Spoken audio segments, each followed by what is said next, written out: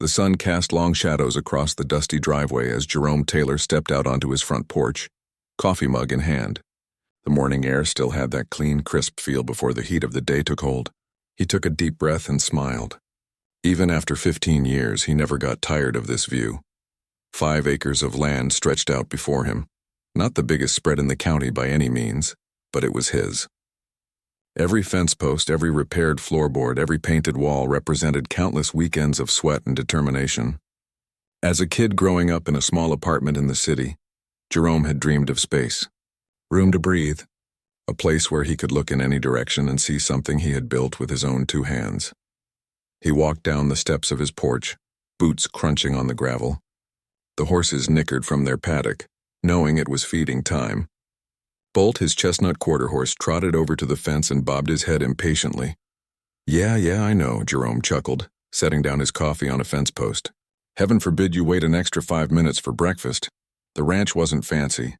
A modest 3-bedroom house, a barn that leaned slightly to the left, despite his best efforts to straighten it, and a vegetable garden that was always fighting a losing battle against the local rabbit population, but it was paid for, free and clear.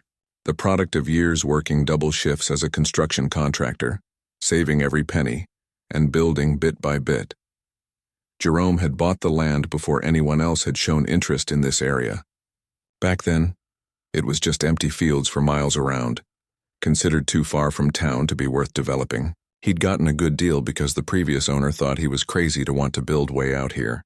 Now, 15 years later, the suburbs had crept steadily closer, with new housing developments popping up every year. After feeding the horses, Jerome headed to the garden to check on his tomatoes.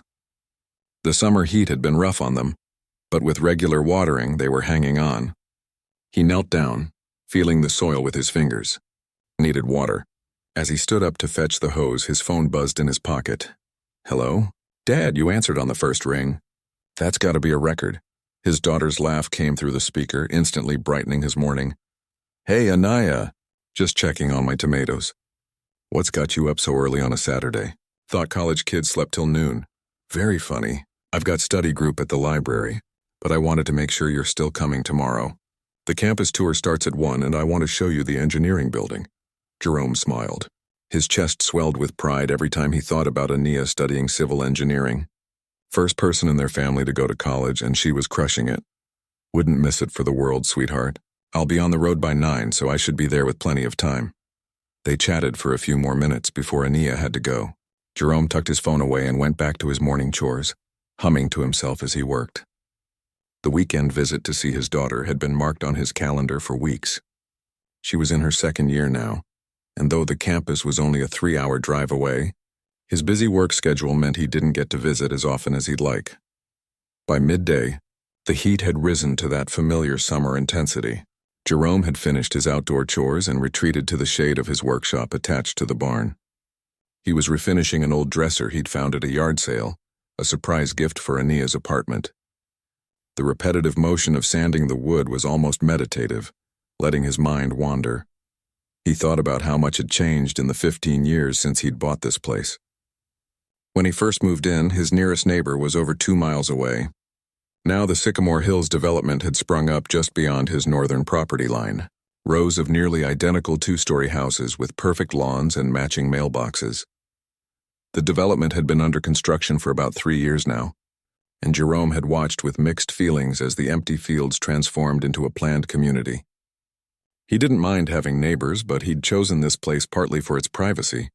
Plus, some of the folks who'd moved in made it clear they weren't thrilled about having his rustic property so close to their manicured neighborhood.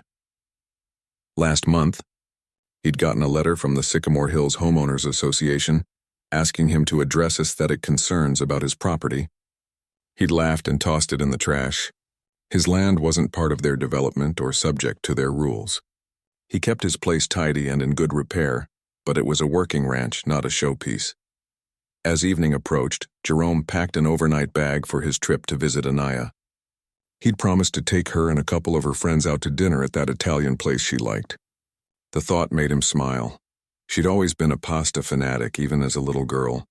He was just about to call it a night when headlights swept across his living room wall. Curious, he went to the window. A black SUV had pulled up at the end of his driveway. Jerome frowned. He wasn't expecting visitors, especially not this late. The vehicle sat there for almost 5 minutes, engine running, before slowly driving away. Something about it made the hairs on the back of his neck stand up. Probably nothing, he told himself. Maybe someone looking for one of the houses in the development who took a wrong turn. Morning came quickly, and Jerome was up before dawn, wanting to get an early start on the road after taking care of the animals. His neighbor Pete had agreed to check on the horses while he was gone. Pete owned the property to the east, one of the few remaining original landowners in the area who hadn't sold to developers.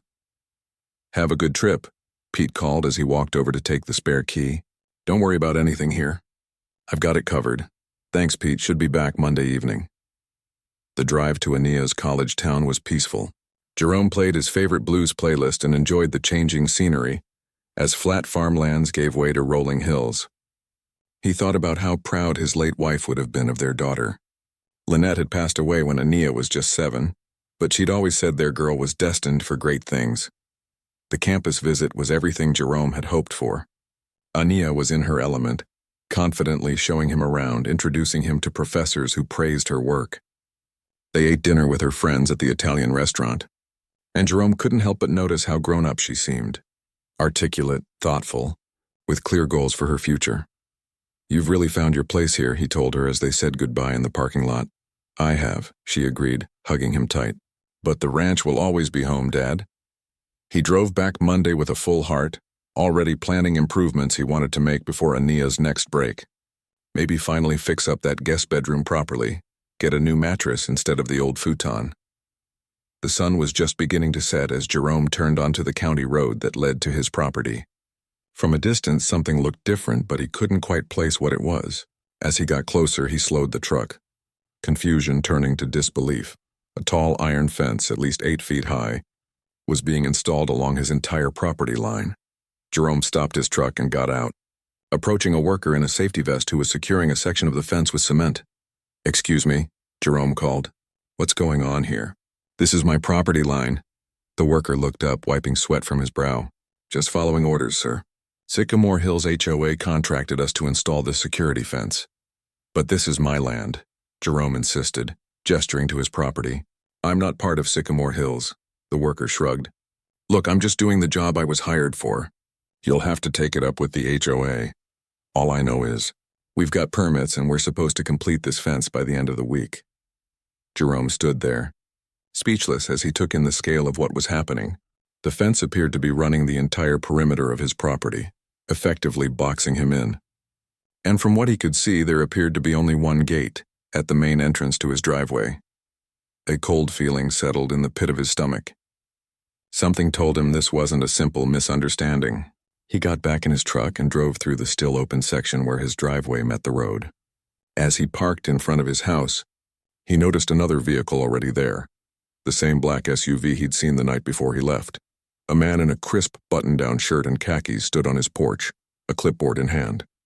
He turned as Jerome approached, a tight smile spreading across his face. "Ah, Mr. Taylor, I was hoping to catch you. William Collins, president of the Sycamore Hills Homeowners Association. We need to have a conversation about this property of yours." Jerome felt his jaw tighten as he climbed out of his truck. After 15 years of peaceful living, it seemed a storm was brewing, one that threatened everything he'd worked so hard to build. Jerome stood at the bottom of his own porch steps, looking up at William Collins. The man's smile didn't reach his eyes. "I don't believe we have anything to discuss," Jerome said, keeping his voice steady despite the anger building inside him. "This is private property. I'm not part of your development or your HOA." Collins adjusted his designer sunglasses. "That's actually what I wanted to talk about. The board has decided that having your ranch so close to our entrance presents certain challenges for our community image." "Your image isn't my concern," Jerome replied, climbing the steps and moving past Collins to unlock his front door. "Now, if you don't mind, I've been driving all day." Collins didn't budge. "The fence is happening whether you like it or not. We have permits to build on my property line." "Without my permission."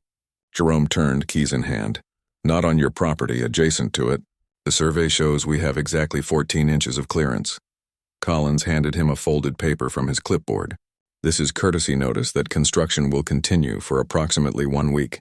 The gate at your driveway entrance will be operational by Friday. Jerome unfolded the paper, scanning the official-looking document. What gate? I didn't agree to any gate. For security purposes, all access points to the Sycamore Hills perimeter will have controlled entry. Your driveway happens to be one of those access points. The implication hit Jerome like a bucket of cold water. You're putting a gate across my driveway? That's trespassing, Collins shook his head. Actually, the first 6 feet of your driveway where it meets the county road falls under an easement. We've checked thoroughly. He pointed to the fine print on the document. The gate will have a keypad. We'll provide you with the code, of course. Jerome felt his temper rising but fought to keep it in check. 15 years in construction had taught him that losing your cool never solved problems. I'll have my lawyer review this. Until then, stay off my property. Of course. Collins stepped back, still wearing that plastic smile. Oh, and the HOA has scheduled a community meeting Thursday evening to discuss some concerns about the animals on your property. The smell carries, you understand. You're welcome to attend. Jerome watched as Collins walked back to his SUV, his polished shoes inappropriate for the gravel driveway. Only when the vehicle disappeared down the road did Jerome let out the string of curses he'd been holding back. Inside, he tossed his overnight bag onto the couch and went straight to the phone. He called Pete. They're doing what? Pete's voice crackled through the speaker after Jerome explained the situation. Building a fence around my entire property, with one gate that they control, Jerome repeated. Did you see them working while I was gone? I saw trucks over there yesterday when I came to feed the horses, but I thought they were just working on their side of the development. You need a lawyer, Jerome. This sounds like harassment. Already on it. Know anyone good with property law? My niece Tanya.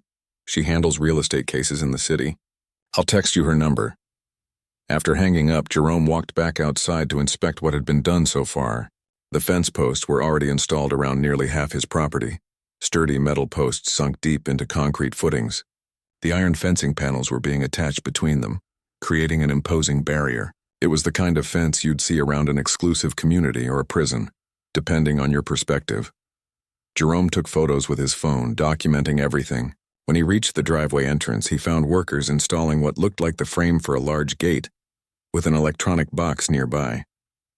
Excuse me, he called to the nearest worker. Who's in charge here? A man in a hard hat approached. I'm the foreman. Can I help you? I'm the owner of this property. I haven't approved any of this work. The foreman looked uncomfortable. Sir, our contract is with the Sycamore Hills HOA. They assured us all permissions were in order. Well, they lied, Jerome said firmly. I never gave permission for a gate across my driveway. Look, I understand your frustration, the foreman said, lowering his voice. But we've got proper permits from the county. If there's a dispute between you and the HOA, that's between you folks. We're just doing the job we were hired to do. Jerome took a deep breath. Getting angry at the workers wouldn't solve anything. Can I see the permits? The foreman showed him the paperwork. Everything looked official with county stamps and signatures. How had the HOA managed this without his knowledge? That evening, Jerome spoke with Tanya, Pete's niece. Her voice was sharp and professional over the phone. From what you're describing, it sounds like they're exploiting some technical loopholes, she said after hearing his story. The easement issue is potentially valid, but surrounding your entire property and controlling access, that's overreach. I can file for an emergency injunction to halt construction, but I need to see all your property documents. I'll get everything together, Jerome promised. How soon can we meet? I can fit you in tomorrow afternoon. In the meantime, document everything. Take photos, record any interactions with the HOA or workers, and don't sign anything they give you. The next day, Jerome drove to the city with a folder full of documents. His deed, property surveys, tax records, everything he had. Tanya's office was in a converted Victorian house downtown, her practice name on a simple brass plaque by the door. Tanya was younger than Jerome had expected, maybe in her mid-30s, but her handshake was firm and her eyes sharp as she reviewed his paperwork. The good news, she said after nearly an hour, is that your property is clearly deeded to you with no HOA covenants or restrictions. The bad news is that there is indeed an old utility easement along your property line, dating back to when the area was first developed for agricultural use. So they can build on that easement? Jerome asked. For utility purposes, yes. A fence for a private development? That's questionable. The even bigger issue is the gate. Restricting your access to a public road could constitute illegal detention or false imprisonment if taken to the extreme. So we can stop them? Tanya tapped her pen against the desk. We can try. I'll file for an emergency hearing tomorrow morning. But I should warn you, these cases can get complicated and expensive quickly. I don't care what it costs, Jerome said firmly. This is my home, my land. I'm not letting some HOA push me around because they don't like looking at a black man's ranch when they drive into their fancy neighborhood. Tanya nodded, her expression softening slightly. I understand. And for what it's worth, I think you're right to fight this. Just be prepared, the judge might not halt construction while the case is pending. These things can take time. Jerome left her office feeling both determined and worried. The legal bills would eat into his savings, but what choice did he have? When he returned home, the fence work had progressed even further. Now more than 2/3 of his property was surrounded. The gate at his driveway entrance was taking shape. A massive iron structure with an electronic keypad mounted on a stone pillar. As he was taking more photos, a small group of people gathered on the other side of the fence line, watching him. Residents from Sycamore Hills, he guessed. One woman whispered to another, not bothering to lower her voice enough. I told William we should have bought this eyesore when we had the chance. The horses make such a mess, and the smell. Jerome pretended not to hear, continuing to document the construction. Let them talk. This land was his life's work, and he wasn't about to be shamed into giving it up. That night he called Ania to update her on the situation. They can't do that, can they? She asked, outrage clear in her voice. It's like they're trying to cage you in. I've got a lawyer on it, Jerome assured her, not wanting her to worry.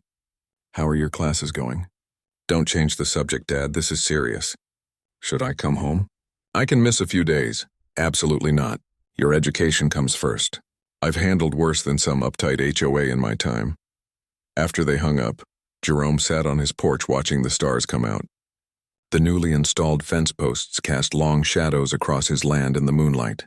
The peaceful feeling he usually got sitting here was gone, replaced by a nagging sense of being trapped. Thursday came, and with it, the community meeting Collins had mentioned. Jerome debated whether to attend, finally deciding it was better to face them directly than let them talk about him behind his back. The meeting was held in the Sycamore Hills Clubhouse, a building with faux colonial architecture and a sign out front announcing it as the Residence Club. Jerome parked his dusty pickup truck between shiny SUVs and luxury sedans, already feeling out of place. Inside, conversation stopped as he entered the room. About 30 people sat in neat rows of chairs, turning to stare at him. William Collins stood at a podium at the front, that same insincere smile spreading across his face. Ah, Mr. Taylor, how nice of you to join us. We were just about to discuss the rural elements at the entrance to our community. Jerome took a seat in the back row, nodding politely but saying nothing. He noticed a few residents giving him uncomfortable glances, while others openly glared. As I was saying, Collins continued, the board has received numerous complaints about odors, unsightly conditions, and potential health hazards from the livestock operation adjacent to our entrance. While we're addressing the security concerns with our new perimeter fence, we need to consider additional steps to protect our property values. Jerome listened as Collins outlined a series of concerns about his ranch, most of them exaggerated or completely fabricated. The horses created a manure problem. His barn was structurally unsound. His vegetable garden was attracting vermin. When Collins finally paused for comments, Jerome stood up. My name is Jerome Taylor. I've owned my ranch for 15 years, long before any of you built homes here. My property is well maintained, my animals are properly cared for, and I've never received a single citation from county inspectors. The room fell silent. The fence you're building around my property without my consent is a violation of my rights as a landowner. I've retained legal counsel and I intend to fight this. That's all I have to say. As Jerome walked out, he could hear the whispers start up behind him. One voice rose above the others, Collins trying to regain control of the meeting. This is exactly why we need to take action, folks. Some people just don't understand community standards. Jerome didn't stay to hear the rest. He had said his piece. Now it was time to let the lawyers do their work. But as he drove home past the nearly completed fence line with its imposing gate, a new idea began to form in his mind. Perhaps there was another way to fight back, one that even the HOA wouldn't see coming. The emergency hearing was set for Monday morning. Jerome spent the weekend researching property laws and easements, making notes for Tanya. By Sunday evening, the fence was complete, a tall iron barrier encircling his entire 5 acres, with a single electronic gate at the entrance to his driveway. A worker had come by to give him a key card and the gate code, along with a printed list of access regulations from the HOA. Jerome had accepted them without comment, then immediately photographed everything and sent the pictures to Tanya. "This is like being put in a cage," Pete said, leaning against his truck. He'd stopped by to check on Jerome and was staring at the new fence with undisguised disgust. "Never thought I'd see something like this happen around here." Jerome nodded, running his hand along the cold metal bars. "Tanya says the judge might not stop it, even if we eventually win the case. Could take months to resolve. What are you going to do in the meantime?" "Live my life. Take care of my horses. Go to work." Jerome looked across his property at the home he'd built with his own hands, and maybe look for other ways to fight back. Monday morning arrived bright and clear. Jerome put on his one suit, the same one he'd worn to Ania's high school graduation, and drove to the county courthouse. Tanya met him on the steps, briefcase in hand. "Ready?" she asked. "As I'll ever be." The courtroom was nearly empty except for Tanya and Jerome on one side, and a team of 3 lawyers representing the Sycamore Hills HOA on the other. William Collins sat behind them, looking smug in an expensive suit. Judge Rivera, a gray-haired woman with sharp eyes, called the hearing to order and asked for opening statements. Tanya went first, laying out the facts clearly. How the HOA had erected a fence surrounding private property without the owner's consent, effectively controlling access to Jerome's home and business. The HOA's lead attorney, a slick man named Lawson, argued that the fence was built entirely within the bounds of the legal easement, and that the gate was a necessary security measure for the entire community. "Your Honor," Lawson said, "the Sycamore Hills HOA has followed every legal requirement. The fence is on the easement, not on Mr. Taylor's property. The gate provides Mr. Taylor with full access to his property while ensuring the safety of the surrounding community." "By full access, you mean access controlled by the HOA?" Judge Rivera asked. "Mr. Taylor has been provided with both a key card and an access code," Lawson replied smoothly. "He can come and go as he pleases." Tanya stood. "Your Honor, the issue isn't whether Mr. Taylor can currently access his property. The issue is that a private entity has taken control of that access. What happens if the code is changed? If the gate malfunctions? If there's a power outage? My client would be effectively imprisoned on his own land." Judge Rivera listened carefully to both sides, occasionally asking pointed questions. When both attorneys had finished their arguments, she reviewed the documents in front of her. "This is a complex case with significant property rights implications," she said finally. "While I have concerns about the HOA's actions, I'm not prepared to issue an emergency injunction to remove a fence that has already been completed at considerable expense." Jerome felt his heart sink. "However," the judge continued, "I am ordering that Mr. Taylor be provided with a physical key to the gate, in addition to the electronic access to ensure he cannot be denied entry under any circumstances. And I am setting this case for a full hearing in 3 months, where we will address the broader question of whether the HOA exceeded its authority." It wasn't the outcome Jerome had hoped for, but at least it was something. Outside the courtroom, Tanya tried to put a positive spin on it. "The judge is clearly skeptical of their actions," she said, "and the key requirement is significant. It acknowledges that you have a right to unrestricted access to your property." 3 months is a long time to live behind someone else's fence, Jerome replied. "I know, but we'll use that time to build an even stronger case." On the drive home, Jerome couldn't shake his frustration. He'd played by the rules his whole life, worked hard, paid his taxes, kept to himself, and still a group of people who'd moved in just a few years ago thought they had the right to dictate how he should live. As he approached his property, he had to stop at the new gate and punch in the code. The heavy iron barrier swung open slowly, almost mockingly. Jerome's hands tightened on the steering wheel. The next few days fell into an uneasy routine. Each morning and evening, Jerome would enter the code to get in and out of his own property. The gate was programmed to close automatically after a vehicle passed through, so visitors had to call him from the keypad to be let in. Pete stopped by less often, saying the gate was a hassle. The feed delivery driver complained. Even the mail carrier left a note saying packages might have to be picked up at the post office if the gate wasn't open when they arrived. A week after the hearing, Jerome received a thick envelope from the HOA. Inside was a letter informing him that the access code would be changed monthly for security purposes, along with a list of new community appearance standards that applied to all properties visible from Sycamore Hills. According to these standards, Jerome would need to repaint his barn, remove the vegetable garden from the front of his property, limit his horses to the rear paddock, and replace his wooden fence with approved materials. At the bottom was a handwritten note from Collins. As a courtesy, we're giving you 30 days to comply before fines are assessed. Jerome called Tanya immediately. They can't enforce their rules on your property, she assured him after he read her the letter. You're not part of their HOA. Save the letter for our case, it shows clear overreach. And in the meantime, ignore it. They have no legal authority to fine you.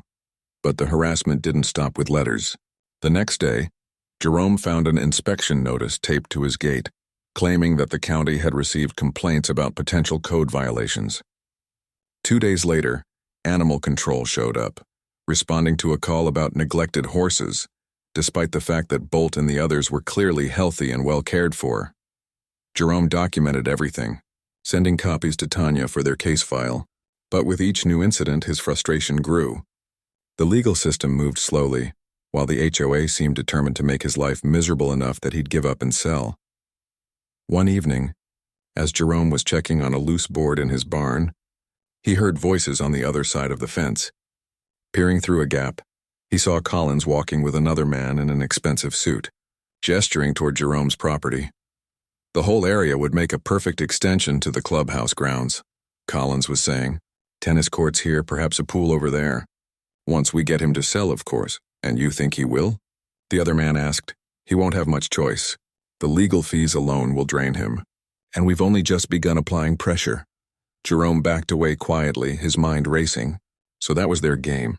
Make his life so difficult that he'd have no choice but to sell. And then what? They'd tear down the home he'd built, turn his land into a playground for the wealthy residents of Sycamore Hills. That night, Jerome couldn't sleep. He sat at his kitchen table with a cup of coffee, looking over property maps of the area. There had to be something he was missing, some way to fight back that didn't involve waiting months for a court decision that might not go his way. His eyes kept returning to the gate, the single point of access to his property, controlled by the HOA. If only he could regain control of that gate. The next morning, Jerome called in sick to work for the first time in years. Instead, he drove to the county records office. The clerk at the front desk, an older woman named Dolores, smiled when she saw him. Jerome Taylor. Haven't seen you in here since you bought your place. What can I help you with today? I need to look at some property records, Dolores. Specifically, the original survey of my land and the surrounding area, before the Sycamore Hills development was built. Dolores led him to a computer terminal and showed him how to access the digital archives. Most of the old surveys have been scanned in now. Start with your deed number and you can work backward from there. Jerome spent hours poring over property maps, surveys, and legal descriptions. He was looking for something, anything, that might give him leverage against the HOA. By lunchtime, his eyes were burning from staring at the screen, but he kept going. And then he found it. In a survey from 20 years ago, before he'd even bought his land, there was a small discrepancy. The property line between what was now his ranch and what became Sycamore Hills didn't quite match up with later surveys.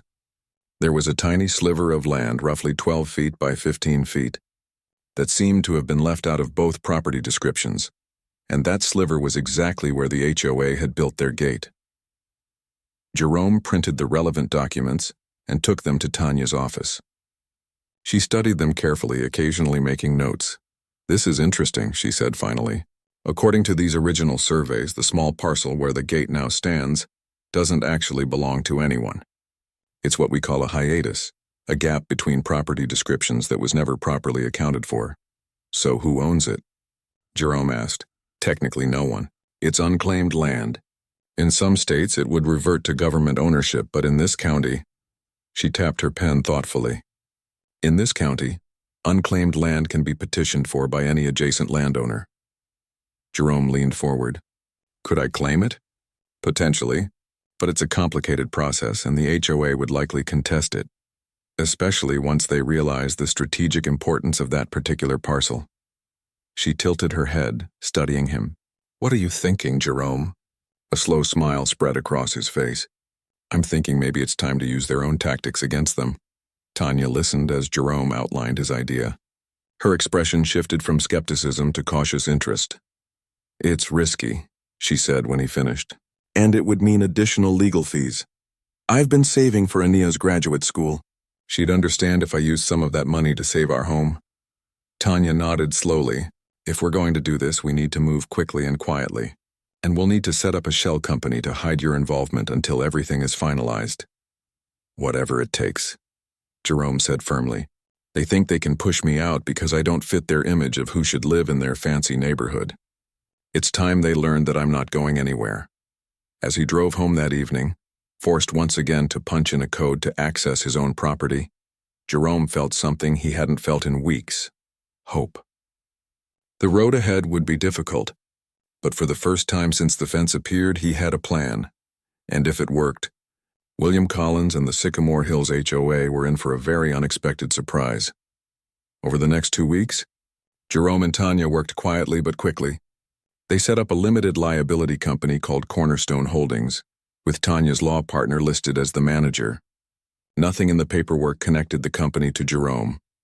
The less attention we draw, the better, Tanya explained as they went over the documents in her office. If the HOA gets wind of what we're doing, they might try to claim that land themselves. Jerome nodded, signing where indicated. How long will this take? Filing the petition for the unclaimed parcel should only take a few days. But there's a mandatory 30-day notice period where the county posts public notice of the claim. After that, if no one contests it, the land can be deeded to Cornerstone. And if someone does contest it, then it goes to a hearing. But remember, this parcel is tiny, just a few hundred square feet. Most people wouldn't bother fighting for something so small, unless they knew what it was worth, Jerome said. Tanya smiled. Exactly. Which is why we're being discreet. The petition was filed the next day. True to Tanya's word, the process moved quickly. A small notice appeared in the legal section of the county newspaper and on an obscure page of the county website. It described the parcel only by its legal coordinates, nothing that would draw attention to its location at the entrance to Jerome's property. While they waited for the notice period to expire, the harassment from the HOA continued. Jerome received weekly letters citing various violations of community standards.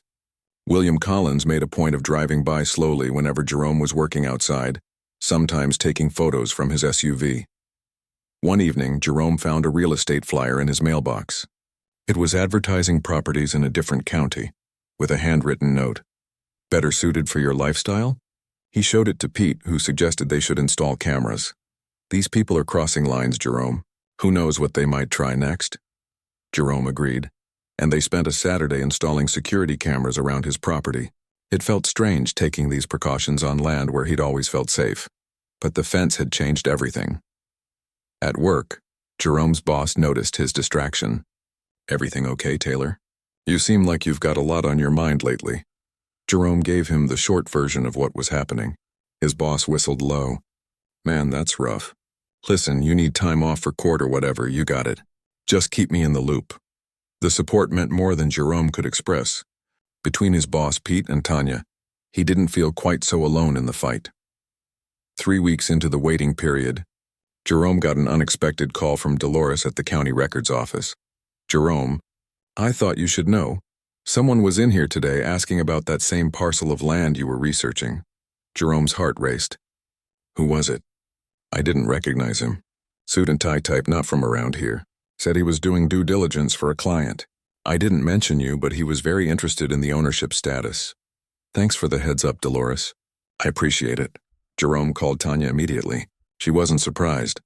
They must have someone monitoring new filings, she said. It was bound to happen. The good news is they're already behind us in the process. As long as no one formally contests the claim before the notice period ends, we should be fine. But Jerome wasn't so sure. That night, he noticed a car parked down the road from his gate, just sitting there with its lights off. When he drove past on his way to the hardware store, he caught a glimpse of someone with binoculars. They were watching his place. The next day, Tanya called with troubling news. One of my contacts at the clerk's office says the HOA's attorney was asking questions about Cornerstone Holdings. They're trying to figure out who's behind it. Can they find out? Not easily. The company is registered to my partner's address and all the paperwork is in order. But they're clearly suspicious, Jerome thought for a moment. Maybe we can use that to our advantage. Keep them guessing, looking in the wrong direction. What do you have in mind? Let them think someone else is trying to buy that parcel. Someone with deep pockets who might develop it. Tanya chuckled. I like how you think, Jerome. I'll have my partner take a meeting with a commercial real estate agent, very publicly at a restaurant where people from Sycamore Hills might see them. The ruse worked better than they could have hoped. 2 days later, rumors were flying through the development about a gas station potentially being built at the entrance. Jerome overheard residents discussing it at the grocery store, voices tight with concern about property values and increased traffic. William Collins even stopped by Jerome's place, the first time he'd set foot on the property since their initial confrontation. Mr. Taylor, he said stiffly, standing at Jerome's door. I wonder if I might have a word. Jerome leaned against the doorframe, making no move to invite him in. What about? It's come to our attention that an outside developer may be attempting to purchase land near the entrance to our community. Given our ongoing discussions, I thought perhaps we could find some common ground in preventing undesirable commercial development in the area. Jerome had to work hard to keep his expression neutral. I don't see how that concerns me. You've made it pretty clear that what happens at your entrance is your business, not mine. Collins shifted uncomfortably. Yes, well, circumstances change. The board is prepared to discuss modifications to the gate arrangement as a gesture of goodwill. Is that right? And what kind of modifications are we talking about? Perhaps a dedicated access code that doesn't change monthly, or even a designated representative from your property on our architectural review committee. Jerome almost laughed at the transparent attempt to buy him off with token concessions. I'll think about it, he said instead, and closed the door. The waiting game continued. 28 days into the 30-day notice period, Tanya called with exciting news. No formal objections have been filed. If nothing changes in the next 2 days, we can proceed with the final paperwork to transfer ownership of the parcel to Cornerstone. And then Cornerstone can transfer it to me? Jerome asked. That's the plan. Once you own it free and clear, you can do whatever you want with that land, including control access to the gate they built on it. Jerome allowed himself a small smile of satisfaction. After weeks of feeling powerless against the HOA's tactics, the tables were about to turn. But his celebration was premature. That same evening, as he was feeding the horses, he heard raised voices at the gate. Walking over to investigate, he found William Collins with 2 other men in suits, arguing with the security guard the HOA had recently stationed at the entrance. I don't care what your instructions are, Collins was saying.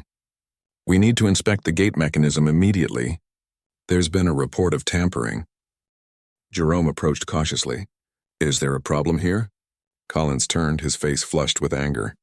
Taylor, did you know about this? He thrust a paper toward Jerome. It was a copy of the public notice for the unclaimed parcel with the coordinates highlighted. Someone had finally made the connection. I might have seen it, Jerome said carefully. This is a dirty trick, Collins spat. Using a shell company to try and undermine our security measures. Well, it won't work. Our attorneys are filing an emergency petition with the county first thing tomorrow morning. One of the other men, presumably a lawyer, nodded. The HOA has a compelling interest in that parcel given its location and the existing infrastructure investment. No judge is going to let an anonymous entity snatch it up. Jerome kept his face impassive, though his mind was racing. Sounds like a matter for the courts, he said finally. You're damn right it is, Collins snapped. And when we find out who's behind this Cornerstone company, there will be consequences.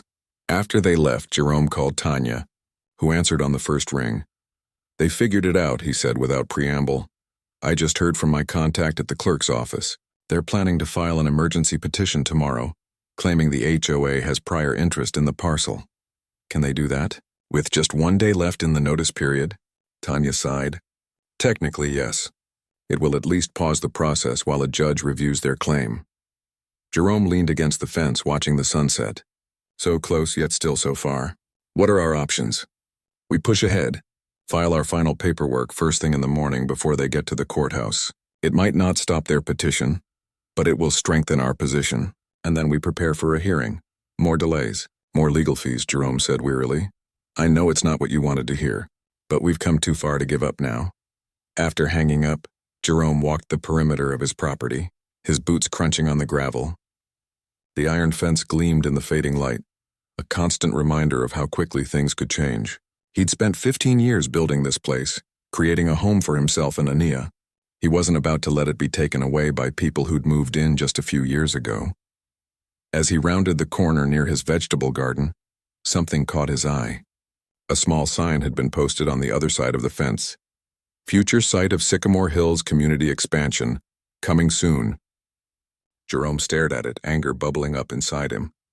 They were already planning what to do with his land, as if his defeat was a foregone conclusion.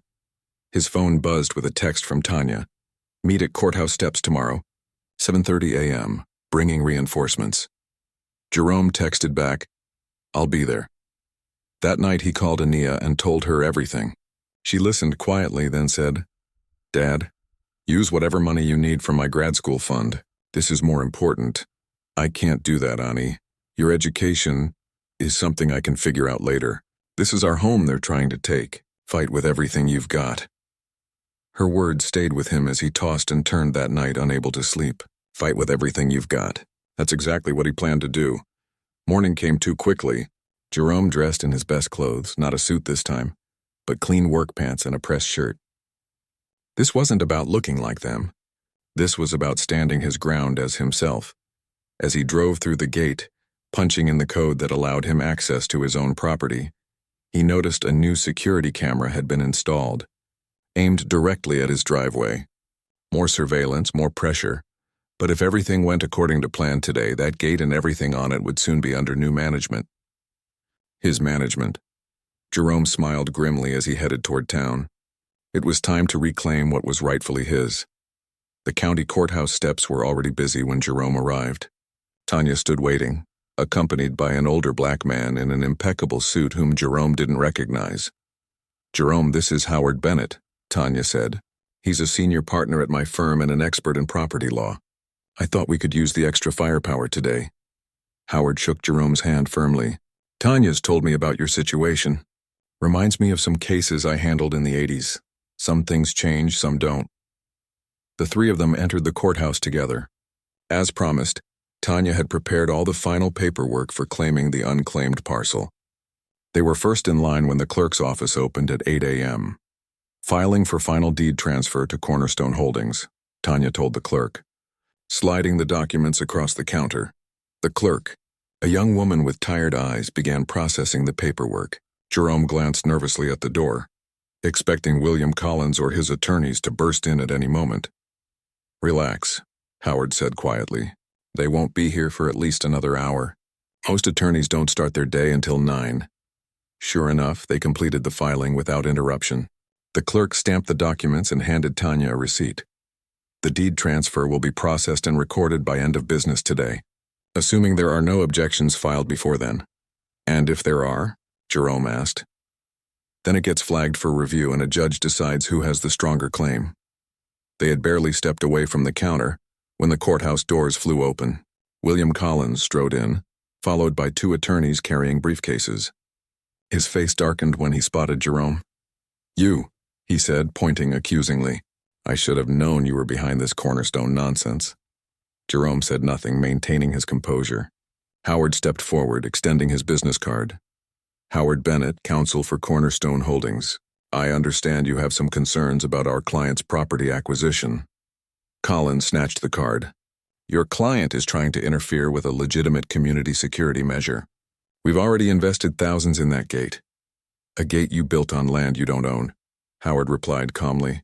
An interesting investment strategy. Collins turned to his attorneys. File the objection, now. He glared at Jerome. This isn't over, Taylor. Not by a long shot. As Collins and his team approached the clerk's counter, Tanya guided Jerome toward the exit. "We've done what we came to do.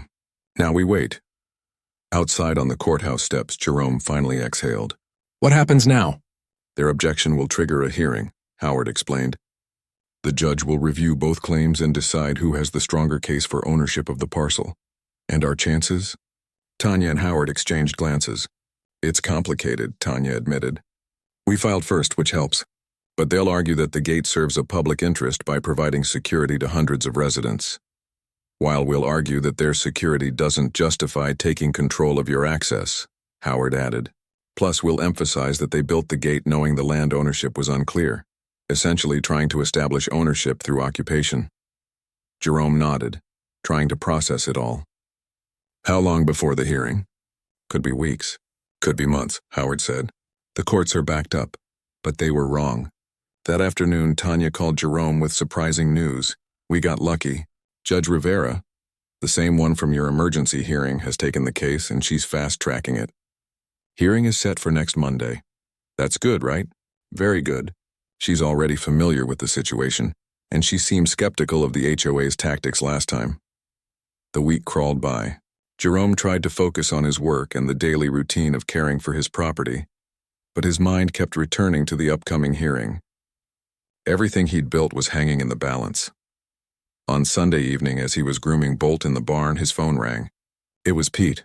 "Jerome, you need to get over here right now. Something's happening at the gate." Jerome rushed to the front of his property. Several Sycamore Hills security guards were gathered around the gate, and a man in a work uniform was doing something to the control panel. "What's going on?" Jerome demanded. One of the guards stepped forward. "Routine maintenance on the security system, sir.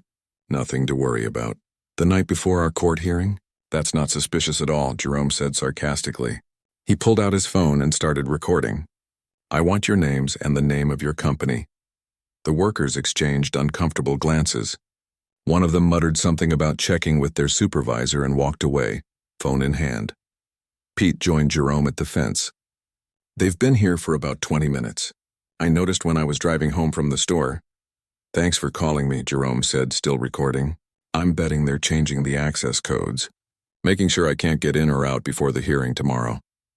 Sure enough, within minutes, William Collins arrived in his SUV. He frowned when he saw Jerome recording. "Put that phone away, Taylor. This is private HOA business." "On land that may legally belong to Cornerstone Holdings as of tomorrow," Jerome countered, continuing to record. "Seems awfully convenient that you're changing the gate system the night before our hearing." Collins's face reddened. "We're upgrading the security protocols, that's all. Your access code will still work." "Uh-huh. And if it doesn't? If I'm mysteriously unable to leave my property to attend the hearing tomorrow?" "Don't be paranoid," Collins snapped, but his expression gave him away.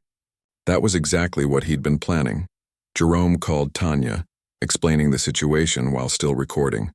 She promised to notify the judge first thing in the morning if Jerome couldn't make it to the hearing. "And I'm coming over right now with a photographer to document this," she added. "Don't let them leave until we get there."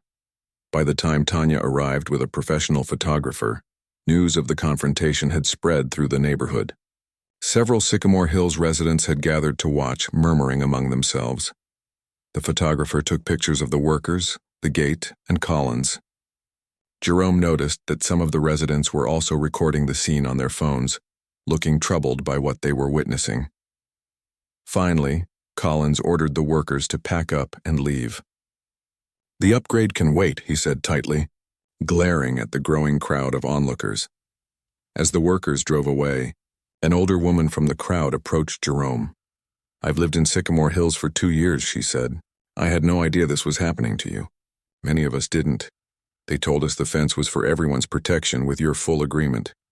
Jerome nodded, not surprised by the deception. "Thank you for saying that." The next morning, Jerome tested his access code with trepidation.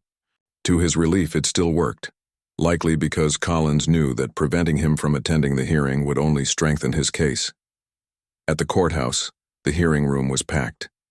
News of the previous night's confrontation had spread, and many Sycamore Hills residents had come to observe.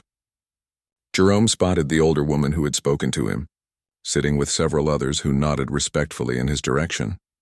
Judge Rivera called the court to order and asked both parties to present their arguments. The HOA's attorney went first, arguing that the gate was essential for community security and had been built with all proper permits.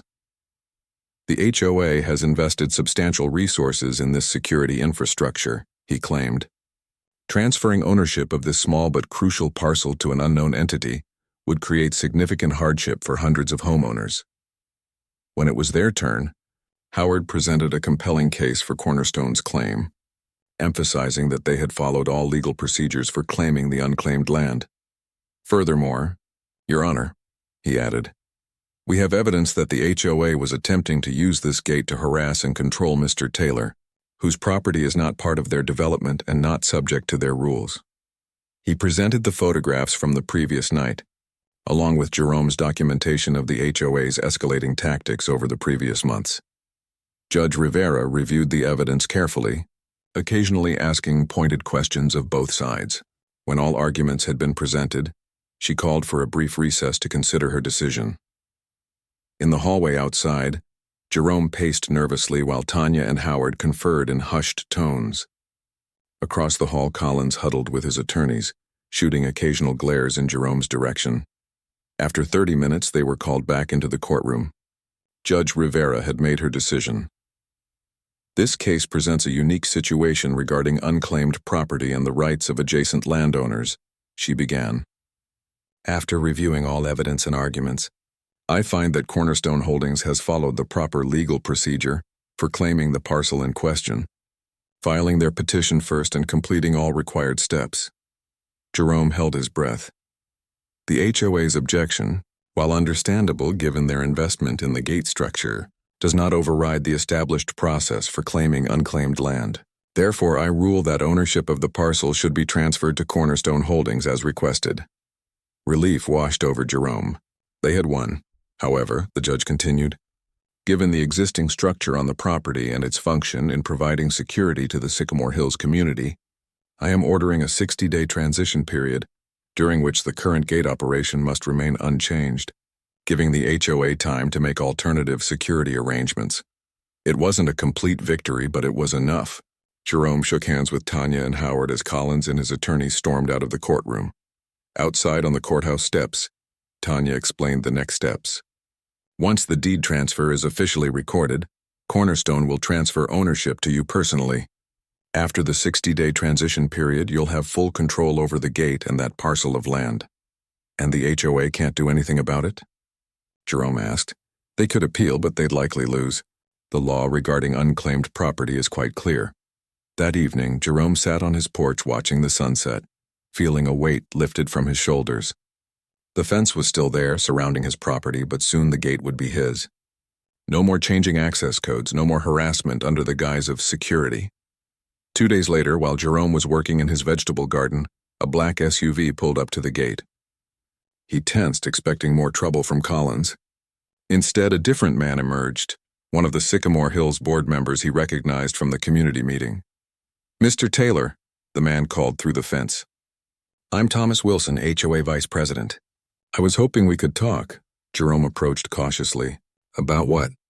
The board met last night. Collins has been removed from his position. His handling of this situation was unauthorized and inappropriate. Wilson looked genuinely uncomfortable. We'd like to discuss options that work for everyone going forward.